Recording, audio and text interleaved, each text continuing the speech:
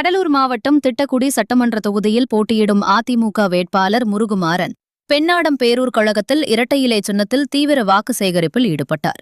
நகர கழக செயலாளர் மதியழகன் தலைமையில் நகர பொருளாளர் ராஜ்குமார் 15வது வார்டு கழக செயலாளர் வேல்முருகன், கழக பொருளாளர் ஜானகிராமன் வேட்பாளருக்கு உற்சாக வரவேற்பு அளித்தனர்.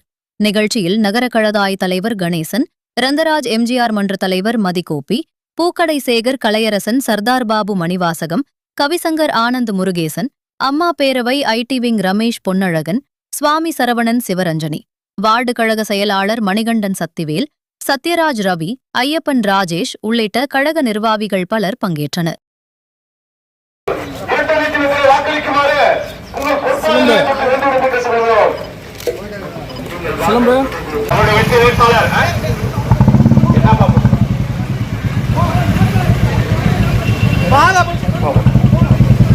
வெற்றி வேட்பாளர் அண்ணன் முருகமாறன் அவர்கள் இது உங்கள் மத்தியிலே வெற்றி வேட்பாளர் அண்ணன் முருகன். காங்கிரஸ் கட்சி, கோகுல மக்கள் கட்சி, யாதவ மகாசபை, புதிய நீதி கட்சி, புரட்சி பாரதம்,